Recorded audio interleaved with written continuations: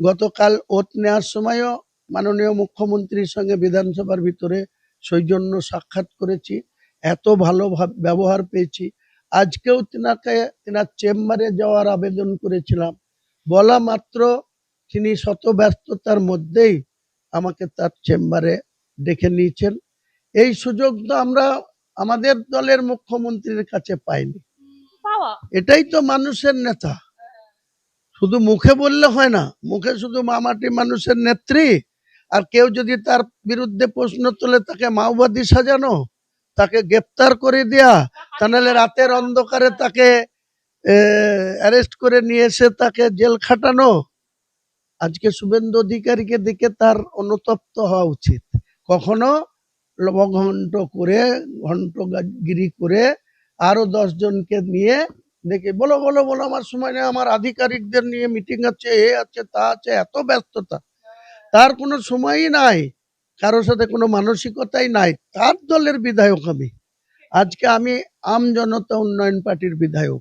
শুভেন্দু অধিকারী যে পরিশ্রম করেছে তার সঠিক মূল্যায়ন বাংলার মানুষ তাকে দেখে, তার পরিশ্রম দেখে, তার নিষ্ঠা দেখে, তার যে প্রতি পদে পদে তার যে রাজনৈতিক কর্মসূচিকে যেভাবে বাধাপ্রাপ্ত হয়েছে, অনারেবল হাইকোর্টে গিয়ে পারমিশন নিয়ে তবে সভা সমিতি করতে পেরেছে। এখান থেকেই বাংলার মানুষ কিন্তু শুধুমাত্র শুভেন্দু অধিকারীকে উপযুক্ত সম্মান দেওয়ার জন্য কিন্তু এই রেজাল্ট হয়েছে। যা পাপ করেছে জেলে যাওয়া উচিত, জেলে গেলে একটু ভালো থাকবে। আর জেলের বাইরে থাকলে তো এদেরকে কখনো চোর, কখনো কাউকে অন্যভাবে আক্রমণ করবে পাবলিক, যারা মুখ খুলতো না ভয়ে, তারা এখন এদের বিরুদ্ধে চোর স্লোগান দেবে, ভাইপো বেড়ালে তার বিরুদ্ধে স্লোগান দেবে। কিন্তু যদি জেলে গিয়ে একটু শান্তি পায় ভালো থাকবে। জেলে একটু সুবিধা দিতে বলবো শুভেন্দু অধিকারীকে। আমাকেও মুর্শিদাবাদে কিন্তু এই চোর ভাইপো টিকিট দিত না, কিন্তু আমাকে সাসপেন্ড করে ভালোই হয়েছে, আমার রাস্তা খুলে দিয়েছে। বিধানসভায় আমাদেরকে সবাইকে চোর চোর বলছে বিরোধী দল বেঞ্চ থেকে। শুভেন্দু অধিকারীরা তখন বিরোধী বেঞ্চে। ওনার কার্যকলাপের জন্য, ওনার ভাইপুর সিদ্ধান্তের জন্য আমরা যারা নির্বাচিত বিধায়ক ছিলাম তৃণমূলের, আমাদেরকে সবাইকে চোর শুনতে হচ্ছে। আমরা যখন সেটা প্রোটেস্ট করতে যাচ্ছি, উনি আমাকে থামিয়ে দিচ্ছেন, বলছে এই হুমায়ুন তুমি থামো, আমি একাই 100। তো উনি আজকে একাই 100 কোথায় গেল? হ্যাঁ, তো চুরি করলে তো চোর শুনতে হবে। ভাইপো এত মাথায় তোলার কি দরকার ছিল? আজকে আপনার ভাইপোর বাড়ির কাছ দিয়ে রিক্সা চলছে, স্কুলের ছাত্র ছাত্রীরা যাচ্ছে, তখন আপনি অন্ধ ধৃতরাষ্ট্রের মতো আপনার ভাইপোর বাড়ির সামনে দিয়ে, এত তিনি আমেরিকার সম্রাট যে তিনি একজন এমপি হয়ে তিনার বাড়ির পাশ দিয়ে কেউ যেতে পাবে না, ব্যারিকেড করা। এবং আপনার মানে ভাইপুর বউ কালীঘাটে পুজো দিতে যাবে, 20 মিনিট রাস্তা বন্ধ রাখা। আপনার ভাইপু শাহেনশাহ বেড়াবে, তার জন্য রোড ব্লক করে দেওয়া, সিগন্যাল 90 করে দেওয়া। এসব ঔদ্ধত্যের জবাব কিন্তু মমতা বন্দ্যোপাধ্যায়কে পেতে হয়েছে। পাপ কোনো বাপকে ছাড়ে না। মমতা ব্যানার্জির পাপের এই প্রায়শ্চিত্ত ওনাকে নিজেকেই করতে হবে। শুধু চুরি করার জন্য, তুলাবাজি করার জন্য, বালির ঘাট থেকে টাকা তোলা, পাথরের গাড়ি থেকে টাকা তোলা, কয়লার গাড়ি থেকে টাকা তোলা, জেলা পরিষদ থেকে লুটা। আজকে সেই অপূর্ব সরকার কেন হারলো? আপনার মন্ত্রিসভার আশপাশ যারা হারলো, তার সঙ্গে সে কেন হারলো? তার দায় কার? মমতা ব্যানার্জির, আপনার কুকর্মের আর আপনার ভাইপুর এই ঔদ্ধত্যর জবাব কিন্তু মানুষ খুব সাইলেন্টলি দিয়েছে। হুমায়ুন কবির কোন কথাটা রাখলেন বলুন তো, কোন কথাটা বলেছিলেন বলুন তো? আজ থেকে 6 মাস আগে থেকে তিনি একই কথা বলে যাচ্ছিলেন, কি মুখ্যমন্ত্রীকে এক্স করব, মমতা বন্দ্যোপাধ্যায় আর থাকবেন না। আপনারা তখন হয়তো ভাবছিলেন যে হুমায়ুন কবির নামেই বলছে, হয়তো সেটা কখনোই সম্ভব নয়, কারণ মমতা বন্দ্যোপাধ্যায় আবার ক্ষমতায় আসবেন। কিন্তু না, সেই যে হুমায়ুন কবির যেদিন ওনাকে বরখাস্ত করা হলো সেদিন বললেন ওকে এক্স করব, তারপর বিধানসভায় ঢুকবো। ঢুকেছেন বিধানসভায়, দুটো জায়গা থেকে জিতেছেন, নওদা, রেজিনগর। তার মধ্যে নওদা কেন চয়েস করলেন জিজ্ঞাসা করবো। আর আজ মমতা বন্দ্যোপাধ্যায় কার্যত দেখা গেল হাইকোর্টে চোর চোর স্লোগান মমতা বন্দ্যোপাধ্যায়কে ঘিরে। মমতা বন্দ্যোপাধ্যায় আজকে হাইকোর্টে গেলেন, এক্স, আপনি যাকে এক্স করবেন বলেছিলেন, এক্স মুখ্যমন্ত্রী। এটা ওনার প্রাপ্যই ছিল। আমি ওনার থেকে অনেক ছোট, উনি অনেক সিনিয়র মোস্ট পলিটিশিয়ান রাজ্যের। তিনি তিনবারের মুখ্যমন্ত্রী, দুবারের রেলমন্ত্রী, কখনো কয়লা মন্ত্রী, কখনো ক্রীড়া যুব কল্যাণ দপ্তরের প্রতিমন্ত্রী, এসব পোস্টে বিলং করেছেন। 7বারের সাংসদ থেকেছেন। এবং মমতা বন্দ্যোপাধ্যায়ের যিনার দীর্ঘ রাজনৈতিক জীবন, আজকে এত অধপতন, মানে ইনি অতীতকে সমস্ত ভুলে গেলেন। উনি যে সময় বামফ্রন্টের সরকার ছিল, জ্যোতিবাবু এবং বুদ্ধবাবুদের সরকার ছিল, কখনো 7 সালে নন্দীগ্রামে আন্দোলন করতে গিয়ে, কখনো সিঙ্গুরের কৃষকদের জমি আন্দোলন করতে গিয়ে, কখনো যে পাসওয়ানকে হত্যা করা হয়েছিল, তারপরে একজন মহিলা কি পাসওয়ান ছিল সিঙ্গুরে, তাকে জ্বালিয়ে মারা হয়েছিল, তাপসী মালি। এসব নিয়ে মমতা ব্যানার্জির রাজনৈতিক জীবনে যতটা মাইলেজ পেয়েছে বা মানুষ তাকে যতটা বাংলার অগ্নিকন্যা বা সততার প্রতীক হিসাবে মেনে নিয়েছিল, তিনি মুখ্যমন্ত্রী হিসাবে 20শে মে 2011 শপথ নেয়ার পর বলেছিলেন যে প্রত্যেক শনি রবিবারে আম আদমি সাধারণ পাবলিকের সঙ্গে তিনি সাক্ষাৎ করবেন। কিন্তু সমস্ত অতীতের ঘটনা, অতীতের তেনার রাজনৈতিক জীবনের যে সমস্ত বিরল থেকে বিরলতম ঘটনা, বা তিনি যে আক্রমণিত হয়েছিলেন, মার খেয়েছিলেন, তিনার অনেক অপমানিত হতে হয়েছিলেন, সে সমস্ত ভুলে তিনি বাংলার মুখ্যমন্ত্রী হিসাবে আমার মনে হয় সব থেকে বেশি অকর্মণ্য, অযোগ্য বলে মনে হলো। কারণ তিনি প্রশাসনকে এমনভাবে ব্যবহার করলেন নেকেডলি, যেটা সিদ্ধার্থ শঙ্কর রায় করেনি, যেটা বিধান রায় 14 বছরের ক্ষমতায় কোনোদিন কোনো মানুষের উপরে কোনো করেনি, যেটা 23 বছরেরও বেশি সময় কমরেড জ্যোতি বসু করেনি, বুদ্ধবাবু 11 বছরেরও বেশি সময় ধরে মুখ্যমন্ত্রী, তিনাদের আজকে পারিবারিক সম্পদ দেখুন, তিনারা কোনোদিন মুখ্যমন্ত্রীর চেয়ারের ক্ষমতার অপব্যবহার করেনি। কিন্তু ইনি ধীরে ধীরে অন্ধ ধৃতরাষ্ট্রের মতো তিনি শুধু তিনার পরিবারের লোকদের আর তৃণমূলের কর্তৃপয় তাবেদার নেতাদের, ওনার যারা তাবেদারি করতো, ওনার যারা কথায় উঠত বসত, তাদের দ্বারা পরিচালিত হয়ে বাংলার মানুষের কথা, মামাটি মানুষের কথা মুখে বলতেন, বেমালুম মানুষের কথা ভুলে যেতেন। তিনার ক্যাবিনেটের সদস্যরা 2 মিনিট তাকে পেতেন না, সময় পেতেন না। আমরা উনি 2021 সালের নির্বাচনে শুভেন্দু অধিকারীর কাছে তিনি 1956 ভোটে হেরে যেয়ে 213 জন বিধায়ক আমরা জিতেছিলাম। আমাদের সিগনেচারে তিনি দলনেত্রী হয়ে, পরিষদীয় নেত্রী হয়ে তিনি বাংলার তৃতীয়বারের জন্য মুখ্যমন্ত্রী হলেন 5ই মে 2021। তারপরেও তিনি শিক্ষা নিলেন না। তিনি বিধানসভায় আমাদেরকে সবাইকে চোর বলছে, বিরোধী দল বেঞ্চ থেকে, শুভেন্দু অধিকারীরা তখন বিরোধী বেঞ্চে। ওনার কার্যকলাপের জন্য, ওনার ভাইপুর সিদ্ধান্তের জন্য আমরা যারা নির্বাচিত বিধায়ক ছিলাম তৃণমূলের, আমাদেরকে সবাইকে চোর শুনতে হচ্ছে। আমরা যখন সেটা প্রোটেস্ট করতে যাচ্ছি, উনি আমাকে থামিয়ে দিচ্ছেন, বলছে এই হুমায়ুন তুমি থামো, আমি একাই 100। তো উনি আজকে একাই 100 কোথায় গেল? আজকে চোর চোর শুনতে হলো হাইকোর্ট। হ্যাঁ, তা চুরি করলে তো চোর শুনতে হবে। হুমায়ুন কবিরও তো সেই দলে ছিল। হুমায়ুন কবিরকে কেউ চোর বলছে? কেউ বলতে পারবে?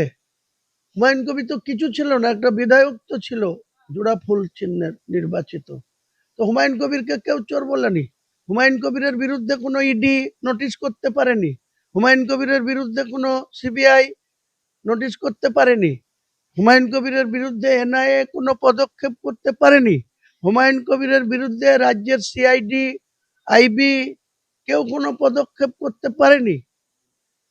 তাহলে আপনি কেন আজকে আপনার ব্যক্তিগত আপনার পরিবারের স্বার্থের জন্য ভাইপোকে এত মাথায় তোলার কি দরকার ছিল? আজকে আপনার ভাইপোর বাড়ির কাছ দিয়ে রিক্সা চলছে, স্কুলের ছাত্রছাত্রীরা যাচ্ছে, তখন আপনি অন্ধ ধৃতরাষ্ট্রের মতো আপনার ভাইপোর বাড়ির সামনে দিয়ে এত তিনি আমেরিকার সম্রাট যে তিনি একজন এমপি হয়ে তিনার বাড়ির পাশ দিয়ে কেউ যেতে পাবে না, ব্যারিকেড করা, এবং আপনার মিশে মানে ভাইপুর বউ কালীঘাটে পুজো দিতে যাবে 20 মিনিট রাস্তা বন্ধ রাখা, আপনার ভাইপু শাহেনশাহ বেরাবে তার জন্য রোড ব্লক করে দেয়া, সিগন্যাল 9টি করে দেওয়া, এসব ঔদ্ধত্যের জবাব কিন্তু মমতা বন্দ্যোপাধ্যায়কে পেতে হয়েছে। পাপ কোনো বাপকে ছাড়ে না, মমতা ব্যানার্জির পাপের এই প্রায়শ্চিত্ত ওনাকে নিজেকেই করতে হবে।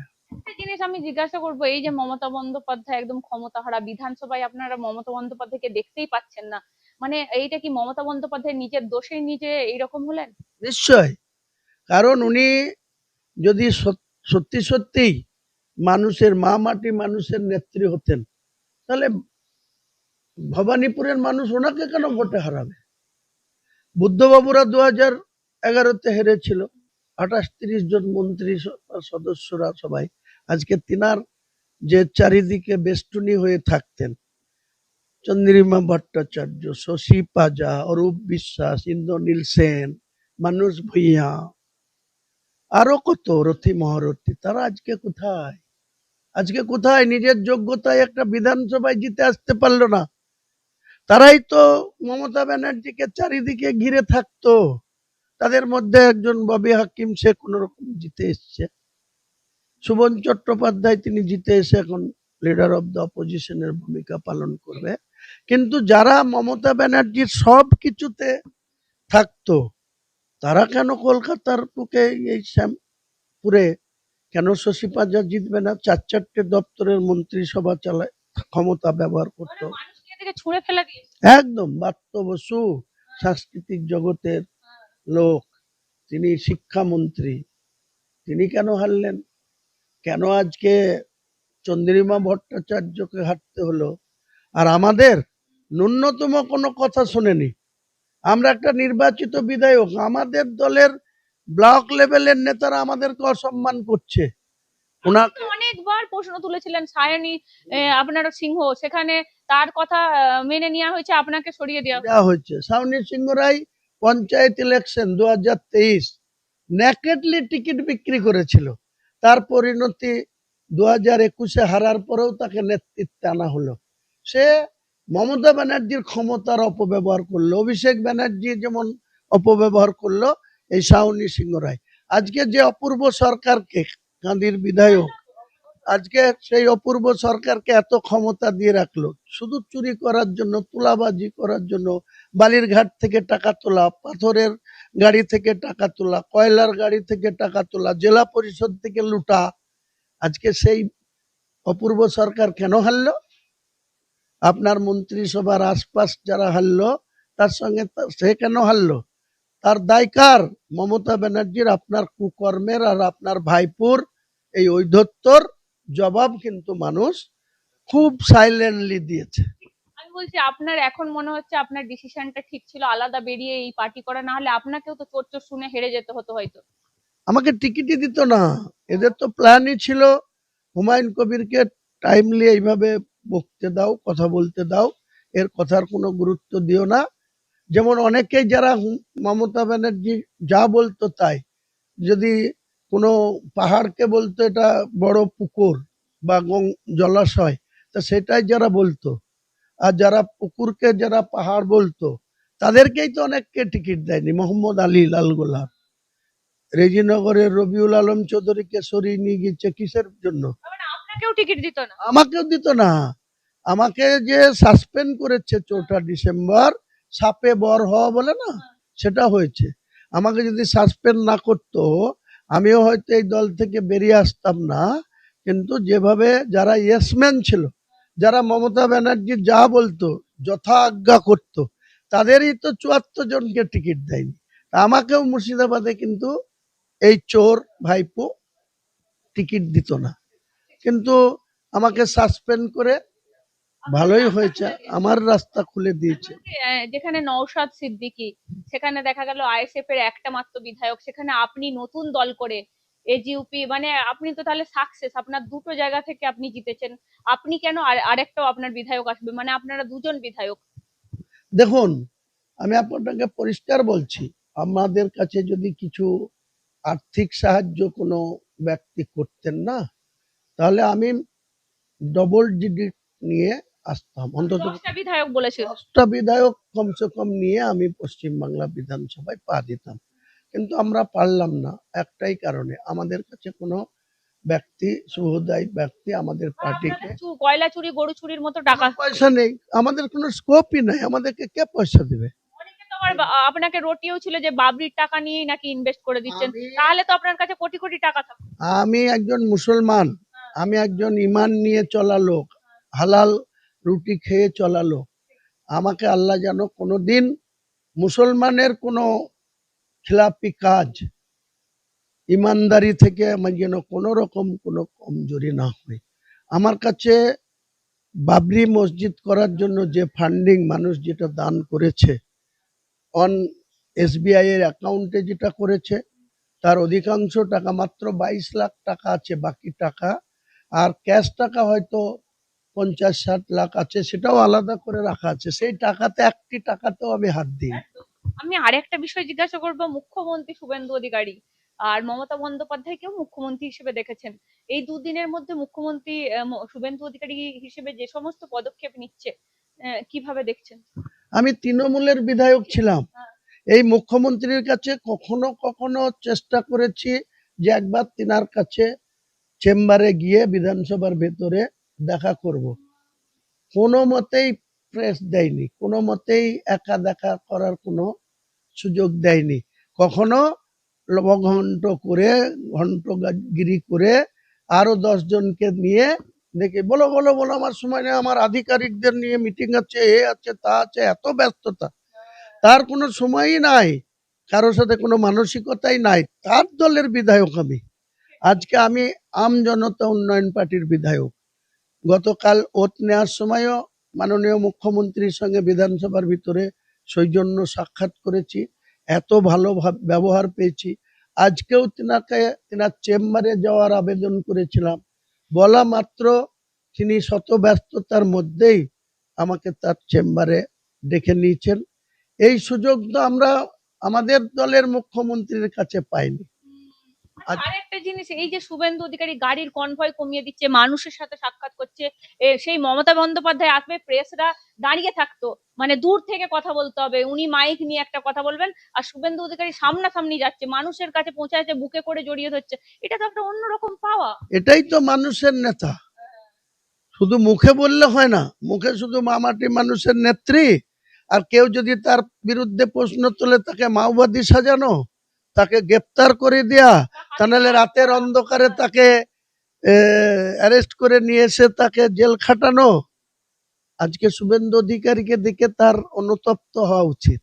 হাতে গ্লাভস পরে নিয়েছিল, মানে আদিবাসীদের সঙ্গে নাচার আগে। হ্যাঁ, এই তো তার, বললাম না, তার ব্যাখ্যা অন্যরকম করতো, কোথায় কার হাতে পয়জন থাকবে, কিছু থাকবে, তার ছোঁয়াচ্ছে রোগ হয়ে যাবে। তো এসব তো শুভেন্দু অধিকারীরও দরকার হচ্ছে না। হুমায়ুন কবিরও তো 43 বছরের রাজনীতির কেরিয়ারে গত 6 মাসে 22শে ডিসেম্বর 2025 থেকে এখন অবধি হাজার হাজার মানুষ আমার সঙ্গে হাতে হ্যান্ডশেক করেছে, আমাকে দোয়া করেছে। আমাদের তো হাতে কিছু হয়নি, আল্লাহর রহমত আছে, গ্লাভসও পড়তে হয়নি, কিছু করতে হয়নি। আচ্ছা, আর একটা বিষয় হচ্ছে, এই যে শুভেন্দু অধিকারীকে মুখ্যমন্ত্রী হিসেবে আপনি তখনও বলেছিলেন কে মুখ্যমন্ত্রী হবে জানি না, তবে মমতা থাকবে না, শুভেন্দু অধিকারী হতে পারে, আমাদের চ্যানেলেও হয়তো আছে। এই যে শুভেন্দু অধিকারী দুদিন দেখলেন বিধানসভায়, কিরকম সামলাচ্ছে? দেখুন, আমি কাউকে ছোট করে না, ছোট করে বা বিজেপি পার্টিকে কোনো, বিজেপি পার্টির সিদ্ধান্ত বিজেপির সর্বভারতীয় নেতৃত্বরা নেন, সেখানে আমার বলার কোনো অধিকার নেই। কিন্তু আমার মনে হয়েছিল 2021 সালে যে লড়াই, 19শে ডিসেম্বর 2020, তৃণমূল কংগ্রেসের ছেড়ে, রাজ্যের ট্রান্সপোর্ট মিনিস্টার ছেড়ে তিনি বিজেপিতে অমিত শাহজির হাত ধরে জয়েন করেছিলেন। তো তারপরে 2021 সালে ওনাদের যে টার্গেট, সেই টার্গেটে ওনারা পৌঁছাতে পারেনি। তারপরে একজন বিরোধী দলনেতা হিসাবে, তার আগেও কিন্তু 16 থেকে 21 কংগ্রেসের আব্দুল মান্নান বিরোধী দলনেতা ছিলেন 44 জনের বিধায়কের। তিনি কোথাও যাননি গোটা রাজ্যে, ওই বিরোধী দলনেতার সমস্ত সুবিধা ভোগ করে মার্কিউ স্ট্রিটে একটা ভোজ বলে একটা হোটেল আছে, তাদের গেস্ট হাউসে এসে বসে থাকতো, রাত দিন ঘুমাতো, খেত। তারও পরিবার নেই, ছিল না। এই শুভেন্দু অধিকারীরও পরিবার নেই, কিন্তু তিনি যে অক্লান্ত পরিশ্রম, এই 2021 সালে 77 পাওয়ার পর, দুজন এমপি রিজাইন করার পর 75 জনের দলনেতা হিসাবে শুভেন্দু অধিকারী যে পরিশ্রম করেছে, তার সঠিক মূল্যায়ন বাংলার মানুষ তাকে দেখে, তার পরিশ্রম দেখে, তার নিষ্ঠা দেখে, তার যে প্রতি পদে পদে তার যে রাজনৈতিক কর্মসূচিকে যেভাবে বাধাপ্রাপ্ত হয়েছে, অনারেবল হাইকোর্টে গিয়ে পারমিশন নিয়ে তবে সভা সমিতি করতে পেরেছে, এখান থেকেই বাংলার মানুষ কিন্তু শুধুমাত্র শুভেন্দু অধিকারীকে উপযুক্ত সম্মান দেওয়ার জন্য কিন্তু এই রেজাল্ট হয়েছে। মমতা অভিষেক কি জেলে যাবে? যা পাপ করেছে জেলে যাওয়া উচিত, জেলে গেলে একটু ভালো থাকবে। আর জেলের বাইরে থাকলে তো এদেরকে কখনো চোর, কখনো কাউকে অন্যভাবে আক্রমণ করবে পাবলিক, যারা মুখ খুলতো না ভয়ে, তারা এখন এদের বিরুদ্ধে চোর স্লোগান দেবে, ভাইপো বেড়ালে তার বিরুদ্ধে স্লোগান দেবে। কিন্তু যদি জেলে গিয়ে একটু শান্তি পায়, ভালো থাকবে। জেলে ভালো থাকবে? হ্যাঁ, নিশ্চয়ই। এটা ঘেরাটোপের মধ্যে থাকবে। জেলে একটু সুবিধা দিতে বলবো শুভেন্দু অধিকারীকে, যে প্রাক্তন মুখ্যমন্ত্রী, আপনারও নেত্রী ছিল, তো আপনার বাবার সাথেও রাজনীতি করেছে, কাজে জেলে থাকলে যাতে একটু আরামদায়ক ভাবে থাকতে পারে, সেটুকু বলবো, রিকোয়েস্ট করব।